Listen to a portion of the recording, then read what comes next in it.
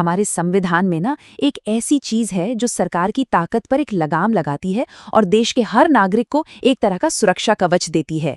आज हम उसी के बारे में बात करने वाले हैं, हमारे मौलिक अधिकार यानी फंडामेंटल राइट्स। जरा सोचिए, एक ऐसे देश के बारे में जहां सरकार जब चाहे किसी को भी गिरफ्तार कर ले, आपकी आज़ादी पर पाबंदी लगा दे या आपके साथ सिर्फ इसलिए भेदभाव करे क्योंकि आप किसी खास जगह से हैं। क्या कोई भी वहां खुद को सेफ महसूस करेगा? बिल्कुल नहीं। तो सवाल यह है कि सरकार की इस अनलिमिटेड पावर से हमें बचाता कौन है? इसी बहुत बड़ी प्रॉब्लम का सल्यूशन हमारे संविधान बनाने वालों ने हमें दिया, और वो सल्यूशन है मौलिक अधिकार। ये सिर्फ कुछ लिखे हुए कानून नहीं है, बल्कि हर नागरिक के लिए एक पक्की गारंटी है, एक ढाल है। तो इन अधिकारों का सबसे पहला और सबसे जरूरी काम क्या है? इनका काम है सरकार की शक्तियों पर लगाम लगाना, उन्हें कंट्रोल करना। तो आखिर ये मौलिक अधिकार हैं क्या? देखिए, आसान भाषा में कहें तो ये वो बेसिक ह्यूमन राइट्स हैं जिनकी गारंटी खुद हमारा संविधान देता है। ये संविधान के पार्ट 3 में आर्टिकल 12 से लेकर 35 तक में दिए गए हैं, और इनकी सबसे खास बात यह है कि कोई भी सरकार, चाहे वो कितनी भी पावरफुल क्यों ना हो, इन्हें हमसे छीन नहीं सकती। लेकिन इनका मकसद सिर्फ इंडिविजुअल आज़ादी को बचाना नहीं है। असल में ये एक पॉलिटिकल डेमोक्रेसी की नींव रखते हैं। मतलब ये पक्का करते हैं कि देश में किसी एक इंसान या एक पार्टी की मनमानी न चले, बल्कि कानून का राज चले। ये तानाशाही को रोकने का सबसे बड़ा जरिया है। पर एक सवाल दिमाग में आता है ना, कि इन्हें सिर्फ अधिकार या राइट्स क्यों नहीं कहते? इनके आगे ये मौलिक यानी फंडामेंटल शब्द क्यों लगाया गया है? चलिए समझते हैं कि ये एक शब्द इन्हें कितना ज्यादा खास बना देता है। इसके पीछे दो बहुत बड़े कारण हैं। पहला, क्योंकि इनकी गारंटी और प्रोटेक्शन कोई मामूली कानून नहीं, बल्कि खुद संविधान देता है, जो इस देश का सबसे बड़ा, सबसे फंडामेंटल कानून है। और दूसरा, क्योंकि ये किसी भी इंसान के ऑल राउंड डेवलपमेंट के लिए बहुत ज़रूरी हैं। मतलब उसके मटीरियल, इंटेलेक्चुअल, मॉरल और स्पिरिचुअल विकास के लिए। इनके बिना कोई भी इंसान एक डिग्निटी वाली जिंदगी नहीं जी सकता। तो अब तक हमने ये समझ लिया कि ये क्या है और ये मौलिक क्यों हैं।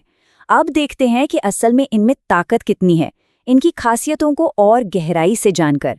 इनकी सबसे बड़ी पावर ये है कि ये हमें राज्य यानी स्टेट की मनमानी के खिलाफ प्रोटेक्शन देते हैं। ये एक नागरिक का कवच है सरकार या उसकी एजेंसियों के खिलाफ। लेकिन रुकिए, यहाँ राज्य या स्टेट का मतलब सिर्फ दिल्ली में बैठी सरकार नहीं है। हमारे संविधान का आर्टिकल 12 इसे बहुत वाइडली डिफाइन करता है।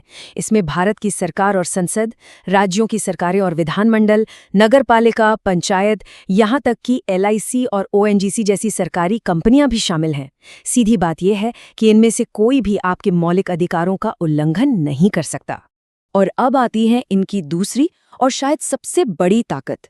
ये अधिकार जस्टिशिएबल हैं। अब ये थोड़ा टेक्निकल शब्द है, पर इसका मतलब बहुत सिंपल और पावरफुल है। इसका मतलब है कि इन्हें कोर्ट में लागू करवाया जा सकता है।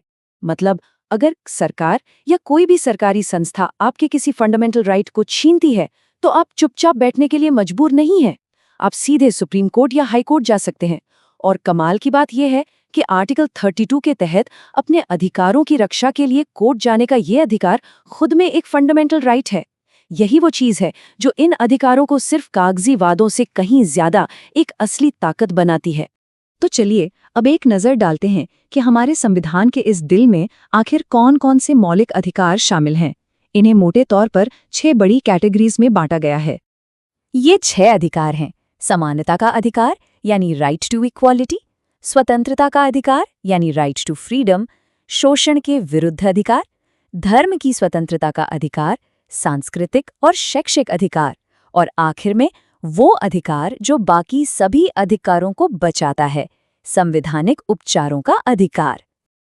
लेकिन यहाँ एक और बहुत जरूरी सवाल उठता है, क्या ये सारे अधिकार भारत में रहने वाले हर इंसान को मिलते हैं, या इनमें से कुछ सिर्फ भारत के नागरिकों के लिए ही हैं? चलिए इस जरूरी फर्क को भी समझ लेते हैं। तो देखिए, हमारा संविधान यहाँ एक बहुत क्लियर फर्क करता है। कुछ अधिकार ऐसे हैं जो सिर्फ और सिर्फ भारतीय नागरिकों के लिए हैं, जैसे आर्टिकल 16 के तहत सरकारी नौकरियों में बराबरी का मौका, या आर्टिकल 19 के तहत बोलने की आज़ादी। लेकिन कुछ अधिकार ऐसे भी हैं जो भारत की जमीन पर मौजूद हर इंसान को मिलते हैं, चाहे वो नागरिक हो या विदेशी। जैसे आर्टिकल 14 यानी कानून के सामने सब बराबर हैं, और आर्टिकल 21 यानी जीने का अधिकार। ये अधिकार इतने बेसिक हैं कि ये किसी से भी नहीं छीने जा सकते। तो ये थी मौलिक अधिकारों की एक बुनियादी समझ, वो ढाल जो हर नागरिक को मिली हुई है। लेकिन इन महान अधिकारों का वादा असल जिंदगी में, जमीनी हकीकत में कितना बदलता है, इसका जवाब हमें हर अधिकार को गहराई से समझने पर ही मिलेगा। और इसकी शुरुआत हम सबसे बड़े और सबसे जरूरी सवाल से करेंगे। क्या भारत में सभी लोग सच में, वाकई में समान हैं? आइए जानते हैं हमारी अगली पड़ताल में समानता के अधिकार के अंदर। अभी हमने देखा कि फंडामेंटल राइट्स क्या होते हैं, तो अब बात करते हैं सबसे पहले और सबसे जरूरी अधिकार की, जिसके बिना बाकी सब अधिकार अधूरे हैं। ये है राइट टू इक्वालिटी। यानी ये सिर्फ किताबों में लिखी एक लाइन नहीं है। ये हमारे संविधान का, हमारे देश का हर एक नागरिक से किया गया एक वादा है, एक मजबूत वादा कि इस देश में कानून की नज़र में सब, बिल्कुल सब एक समान है। और इसकी अहमियत का अंदाजा आप इस बात से लगा सकते हैं कि जब फंडामेंटल राइट्स की लिस्ट बनती है तो उसमें सबसे पहले इसी को रखा गया है। ये वो नींव है, वो फाउंडेशन है जिस पर बाकी सारे अधिकारों की इमारत खड़ी होती है। तो इस पूरे कॉन्सेप्ट को आसानी से समझने के लिए हम इसे 5 पिलर्स यानी 5 स्तंभों में बांट कर देखेंगे, जो आर्टिकल 14 से 18 तक जाते हैं। ये पांचों मिलकर एक मजबूत और बराबर समाज का ढांचा तैयार करते हैं। तो चलिए शुरू करते हैं सबसे पहले और सबसे बुनियादी पिलर से। ये है कानूनी समानता, इक्वालिटी बिफोर द लॉ। देखिए, आर्टिकल 14 साफ साफ कहता है कि स्टेट यानी सरकार देश के अंदर किसी भी इंसान को 2 चीज़ों से मना नहीं कर सकती। एक, इक्वालिटी बिफोर द लॉ, और दूसरा, equal protection of the laws. अब इन दोनों में क्या फर्क है, ये समझना बहुत जरूरी है। अब ये सुनने में तो एक जैसे लगते हैं, पर इनमें एक बहुत ही इंटरेस्टिंग सा फर्क है। इक्वालिटी बिफोर लॉ, जो कि एक ब्रिटिश कॉन्सेप्ट है, कहता है कि कानून से ऊपर कोई नहीं, चाहे कोई बहुत बड़ा वीआईपी हो या एक आम आदमी, गलती करने पर सजा का कानून सबके लिए एक है। वहीं इक्वल प्रोटेक्शन ऑफ लॉज, जो अमेरिकन कॉन्सेप्ट है, कहता है कि एक जैसे हालात में जो लोग हैं उन पर कानून भी एक जैसा ही लागू होगा। सिंपल भाषा में, likes should be treated alike. और यही प्रिंसिपल दोस्तों हमारे संविधान में रूल ऑफ लॉ यानी कानून के शासन की नींव रखता है। ये यूपीएससी और दूसरे एग्जाम्स के लिए एक सुपर इंपॉर्टेंट कीवर्ड है, जिसका कॉन्सेप्ट A.V. डाइसी ने दिया था। तो कानून की, कोर्ट कचहरी की बात तो हो गई, लेकिन असल जिंदगी का क्या, हमारे समाज का क्या? उसके लिए है हमारा दूसरा पिलर। आर्टिकल 15 कहता है कि स्टेट यानी सरकार किसी भी नागरिक के साथ सिर्फ 5 आधारों पर भेदभाव नहीं कर सकती: धर्म, नस्ल, जाति, लिंग या जन्मस्थान। यहां पर ये जो सिर्फ या ओनली शब्द है ना, ये बहुत जरूरी है। मतलब अगर भेदभाव का कोई और आधार है जो तर्कसंगत हो तो वो किया जा सकता है। और बस यहीं से एक बहुत बड़ा सवाल उठता है, रिजर्वेशन का। अगर कोई भेदभाव नहीं होगा तो रिजर्वेशन क्यों? तो देखिए, संविधान इसे एक भेदभाव की तरह नहीं, बल्कि असली बराबरी तक पहुंचने के लिए एक जरूरी पुल के रूप में देखता है। ये सवाल अक्सर लोगों के मन में आता है कि भाई, अगर संविधान सबको बराबर मानता है तो फिर रिजर्वेशन जैसी स्पेशल चीज क्यों? तो इसका जवाब भी हमें संविधान के अंदर ही मिलता है। इसका जवाब है कॉन्सेप्ट जिसका नाम है सब्सटैंटिव इक्वालिटी, यानी वास्तविक समानता। संविधान कहता है कि सिर्फ कागज पर सबको बराबर बोल देना काफी नहीं है। हम जानते हैं कि इतिहास में सदियों से समाज के कुछ वर्गों के साथ गलत हुआ है, इसीलिए उन्हें बाकियों के बराबर लाने के लिए स्टेट स्पेशल प्रोविजंस बना सकती है, ताकि रेस शुरू होने से पहले सभी लोग एक ही स्टार्टिंग लाइन पर तो खड़े हों। और इसके लिए पावर कहीं बाहर से नहीं, बल्कि आर्टिकल 15 के अंदर से ही मिलती है। जैसा कि आप देख सकते हैं, 15(3) महिलाओं और बच्चों के लिए, 15(4) एससीज, एसटीज और पिछड़े वर्गों के लिए, और हाल ही में जोड़ा गया 15(6) ईडब्ल्यूएस यानी आर्थिक रूप से कमजोर वर्गों के लिए स्पेशल प्रोविजंस की इजाजत देता है। अब आगे बढ़ते हैं तीसरे और चौथे पिलर की तरफ। ये दोनों मिलकर मौके और स्टेटस यानी दर्जे की बराबरी की बात करते हैं। पहला है आर्टिकल 16। ये सीधी सी बात करता है कि जब सरकारी नौकरियों की बात आएगी तो सभी नागरिकों को बराबर का मौका मिलेगा। यहां भी आर्टिकल 15 की ही तरह पिछड़े वर्गों के लिए रिजर्वेशन का प्रावधान है, ताकि सरकारी सिस्टम में उनकी भी भागीदारी सुनिश्चित हो सके। और फिर आता है आर्टिकल 18। ये वाला आर्टिकल बहुत इंटरेस्टिंग है। इसने महाराजा, राय बहादुर, राय साहब जैसे सारे वंशानुगत और अंग्रेजों के दिए हुए टाइटल्स की छुट्टी कर दी, हमेशा के लिए। क्योंकि समाज में बराबरी तभी आएगी जब कोई जन्म से ही अपने आप को दूसरों से बड़ा ना समझे। हाँ, मिलिट्री या एकेडमिक टाइटल्स जैसे जनरल या डॉक्टर अलाउड हैं, क्योंकि वो जन्म से नहीं, मेहनत से कमाए जाते हैं। और अब हम आते हैं आखिरी और शायद सबसे जरूरी पिलर पर। यह सिर्फ एक कानून नहीं है, ये हमारे समाज के एक बहुत गहरे, सदियों पुराने घाव को भरने की एक कोशिश है। आर्टिकल 17 बाकी फंडामेंटल राइट्स की तरह नहीं है। इसमें कोई इफ, बट या कोई एक्सेप्शन नहीं है। ये एक एब्सोल्यूट राइट है। ये साफ दो टोक शब्दों में कहता है, अनटचेबिलिटी या अस्पर्शता को खत्म किया जाता है और इसका किसी भी रूप में पालन करना कानूनी जुर्म है, पीरियड। लेकिन यहां अनटचेबिलिटी का मतलब सिर्फ छूने या ना छूने की बात नहीं है। जैसा कि मैसूर हाईकोर्ट ने भी साफ किया, इसका असली मतलब उन सामाजिक पाबंदियों से है, उस कलंक से है जो कुछ लोगों पर सिर्फ उनके जन्म की वजह से थोप दिया जाता था। ये उस अन्याय के खिलाफ एक नैतिक ऐलान है। तो चलिए एक क्विक रिकैप करते हैं इन 5 पिलर्स का। आर्टिकल 14 ने कानून के सामने सबको बराबर किया। आर्टिकल 15 ने भेदभाव पर रोक लगाई। आर्टिकल 16 ने नौकरियों में समान मौका दिया। आर्टिकल 17 ने अस्पृश्यता जैसे कलंक को मिटाया। और आर्टिकल 18 ने झूठी शान वाले टाइटल्स को खत्म करके सबको एक समान दर्जा दिया। तो संविधान ने तो अपना काम कर दिया। उसने एक नींव रख दी, एक वादा कर दिया, एक रास्ता दिखा दिया। लेकिन इस वादे को असलियत में बदलना, इसको जमीन पर उतारना, ये सिर्फ कानून की किताबों का काम नहीं है। अब सवाल ये है कि इस वादे को पूरा करने की जिम्मेदारी अब किसकी है? पिछली बार हमने बात की थी समानता यानी इक्वालिटी की। अब उसी कड़ी में आगे बढ़ते हैं और समझते हैं एक और बहुत ही पावरफुल कॉन्सेप्ट को, और वो है फ्रीडम यानी स्वतंत्रता। तो चलिए शुरू करते हैं। सबसे पहले बात करते हैं उस वादे की जो संविधान हम सबसे करता है, और ये वादा हमें मिलता है अनुच्छेद 19 में, जो हमें 6 बहुत ही बुनियादी आज़ादियां देता है। देखते हैं ये क्या है। तो ये है आर्टिकल 19 का कोर आइडिया। ये जो 6 अधिकार है ना, यही हमारी पर्सनल लिबर्टी की नींव है। सोचिए, एक आज़ाद नागरिक का जीवन इन्हीं अधिकारों पर तो टिका होता है। अब इन कानूनी शब्दों का असल जिंदगी में क्या मतलब है, चलिए फटाफट समझते हैं। अपनी बात कहना मतलब आप जो सोचते हैं, बोल सकते हैं, लिख सकते हैं। शांति से इकट्ठा होना यानी प्रोटेस्ट करना या मीटिंग करना, पर हां बिना हथियारों के। संगठन बनाना मतलब कोई यूनियन या ग्रुप फॉर्म करना। और फिर आती हैं वो 3 आज़ादियां जो पूरे देश को एक करती हैं, कहीं भी आने जाने की, कहीं भी बसने की और कोई भी काम करने की आज़ादी। लेकिन यहां एक बड़ा सवाल खड़ा होता है, क्या ये आज़ादी एब्सोल्यूट है?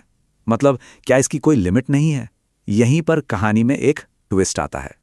देखिए, कोई भी अधिकार अनलिमिटेड नहीं हो सकता, और इसीलिए हमारा संविधान एक कॉन्सेप्ट लेकर आता है, रीजनेबल रिस्ट्रिक्शंस का, यानी उचित प्रतिबंध। इसका मकसद बहुत सीधा है, एक व्यक्ति की आज़ादी और पूरे समाज के भले के बीच एक बैलेंस बनाना। और ये स्लाइड इसी बैलेंस को बहुत अच्छे से दिखाती है। आप देखिए, हर आज़ादी के सामने उसके प्रतिबंध का कारण भी लिखा है। जैसे फ्रीडम ऑफ स्पीच का मतलब ये नहीं कि आप देश की सिक्योरिटी को खतरे में डाल दें, या फिर कहीं भी घूमने की आज़ादी है, लेकिन अगर किसी ट्राइबल एरिया की संस्कृति को बचाने की बात है तो वहां रोक लग सकती है। यही बैलेंस हमारे लोकतंत्र की खूबी है। अब हम आते हैं उस आर्टिकल पर जिसे हार्ट ऑफ फंडामेंटल राइट्स भी कहा जाता है। जी हां, हम बात कर रहे हैं आर्टिकल 21 की, जीने का अधिकार। और यकीन मानिए, यह सिर्फ एक अधिकार नहीं है, ये कई अधिकारों का सोर्स है। इसकी भाषा पर गौर कीजिए, ये बहुत पावरफुल है। सबसे पहले यहां पर्सन यानी व्यक्ति शब्द का इस्तेमाल हुआ है, सिटीजन यानी नागरिक का नहीं। इसका मतलब ये अधिकार भारत की धरती पर मौजूद हर इंसान के लिए है। और ये कहता क्या है कि किसी की जान या पर्सनल लिबर्टी सिर्फ और सिर्फ कानून के मुताबिक तय प्रक्रिया से ही ली जा सकती है, अपनी मनमर्जी से नहीं। और यहां सुप्रीम कोर्ट के इंटरप्रिटेशन में एक जबरदस्त बदलाव देखने को मिलता है। देखिए, 1950 के गोपालन केस में लाइफ का मतलब बस जिंदा रहना, सांस लेना माना गया, लेकिन फिर आया 1978 का लैंडमार्क मेनका गांधी केस, जिसने सब कुछ बदल कर रख दिया। कोर्ट ने कहा, नहीं, जीने का मतलब सिर्फ सांस लेना नहीं है, बल्कि गरिमा के साथ जीना है, a life with human dignity. और इसके लिए जो प्रोसीजर होगा वो भी रीजनेबल, फेयर एंड जस्ट होना चाहिए। और उस एक फैसले के बाद आर्टिकल 21 का दायरा कितना बड़ा हो गया है, ये आप यहां देख सकते हैं। राइट टू प्राइवेसी, प्रदूषण मुक्त माहौल का अधिकार, free legal aid, shelter, health, speedy trial, ये सब और भी बहुत कुछ अब गरिमा के साथ जीने के अधिकार का हिस्सा हैं। आज के जमाने के कितने सारे अधिकार इसी एक आर्टिकल से निकलते हैं। इसी आर्टिकल 21 के विस्तार का एक सबसे बड़ा और ठोस नतीजा है आर्टिकल 21A। इसने 6 से 14 साल के हर बच्चे के लिए शिक्षा को एक फंडामेंटल राइट बना दिया।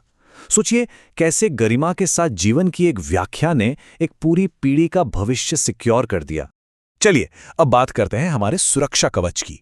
ये वो आर्टिकल्स हैं जो हमें स्टेट की पावर के खिलाफ प्रोटेक्ट करते हैं, खासकर तब जब कोई व्यक्ति सबसे ज्यादा वल्नरेबल होता है।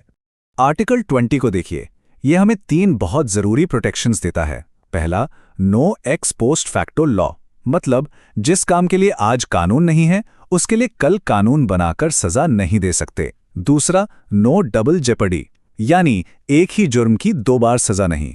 और तीसरा, नो सेल्फ इंक्रिमिनेशन, मतलब किसी को भी खुद के खिलाफ गवाह बनने पर मजबूर नहीं किया जा सकता। ये तीनों किसी भी मनमानी कार्यवाही के खिलाफ एक मजबूत ढाल हैं।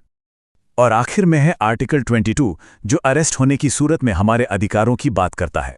इसमें साफ साफ लिखा है, आपको गिरफ्तारी का कारण बताना होगा, आपको अपनी पसंद का वकील करने का हक है, और आपको 24 घंटे के अंदर मजिस्ट्रेट के सामने पेश करना ही होगा।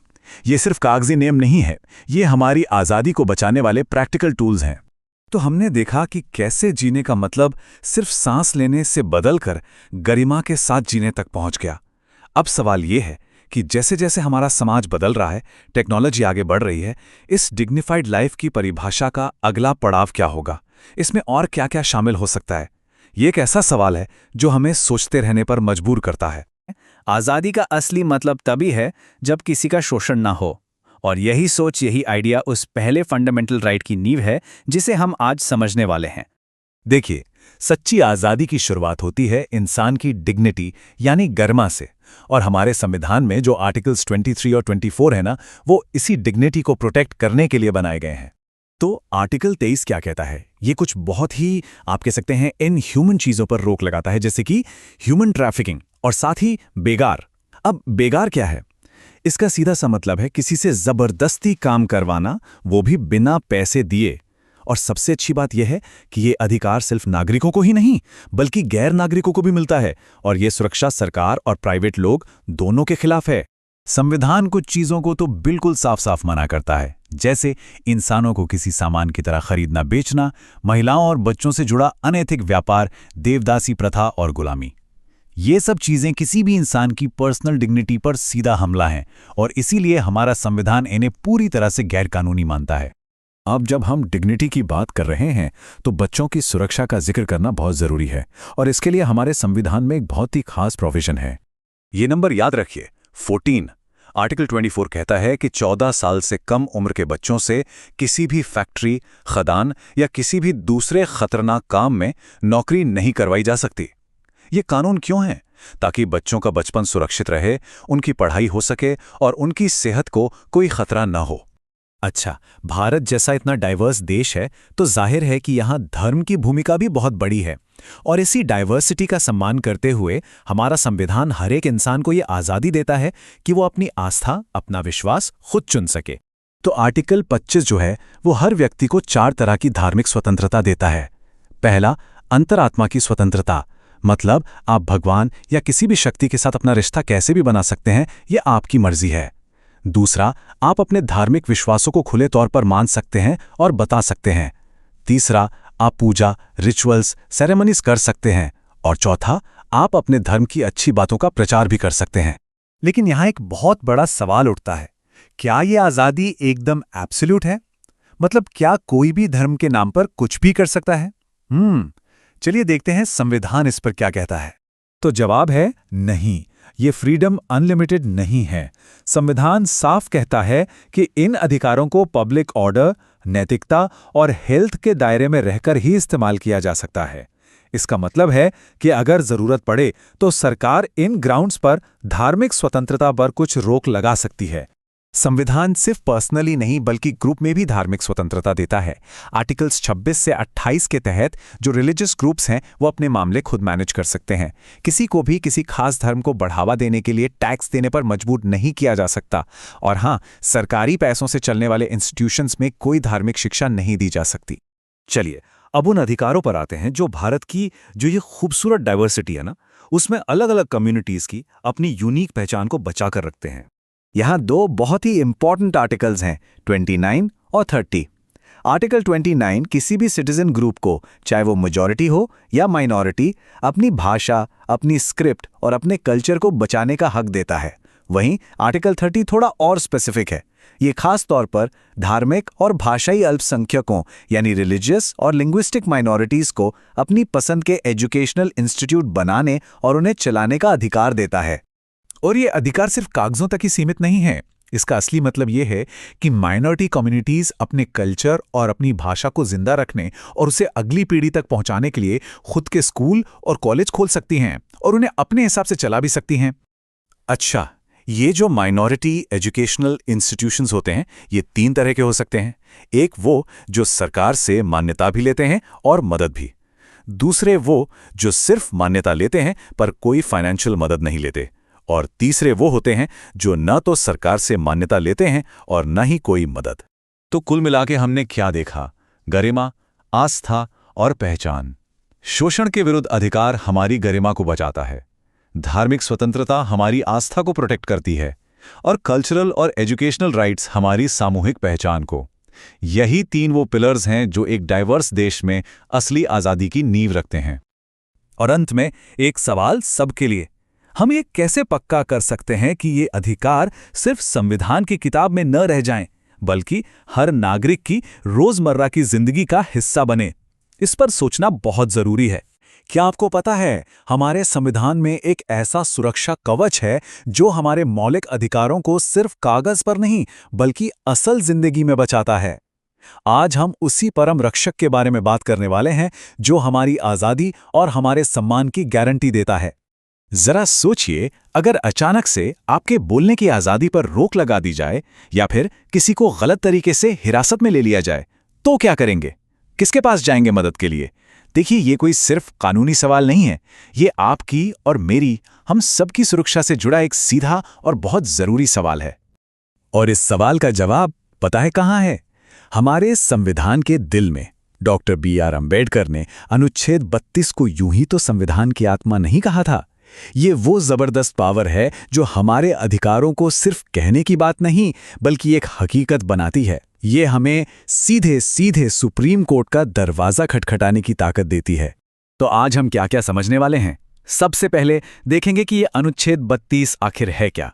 फिर बात करेंगे उन 5 शक्तिशाली रिट्स की जिन्हें हम ब्रह्मास्त्र भी कह सकते हैं। और आखिर में कुछ और जरूरी बातें जो हमारे लोकतंत्र और अधिकारों के लिए बहुत अहम हैं। तो चलिए शुरू करते हैं संविधान के उस हिस्से से जो हमारे बाकी सभी अधिकारों में जान डालता है, अनुच्छेद 32। यही वो बात है जो अनुच्छेद 32 को सबसे ज्यादा खास बनाती है। देखिए, ये सिर्फ एक प्रक्रिया या कानून नहीं है, ये खुद में एक गारंटीड मौलिक अधिकार है। मतलब ये कि न्याय पाने का जो रास्ता है, यानी सुप्रीम कोर्ट जाने का हक, वो हक हमसे कोई नहीं छीन सकता। ये हमारे अधिकारों की सुरक्षा का सबसे पक्का वाला वादा है। तो आर्टिकल 32 के तहत सुप्रीम कोर्ट 5 तरह के खास ऑर्डर जारी कर सकता है। इन्हीं को रिट्स कहते हैं। और सच कहूं तो ये हमारे अधिकारों की रक्षा के लिए 5 ब्रह्मास्त्र की तरह हैं। और सबसे अच्छी बात, कोई भी पीड़ित व्यक्ति या उनकी तरफ से कोई और भी एक सिंपल सी अर्जी के साथ सीधे सुप्रीम कोर्ट जा सकता है। तो चलिए एक एक करके इन सबको समझते हैं। हमारा पहला ब्रह्मास्त्र है हेबियस कॉर्पस। इसका बहुत सीधा सा मतलब है शरीर को सामने लाओ।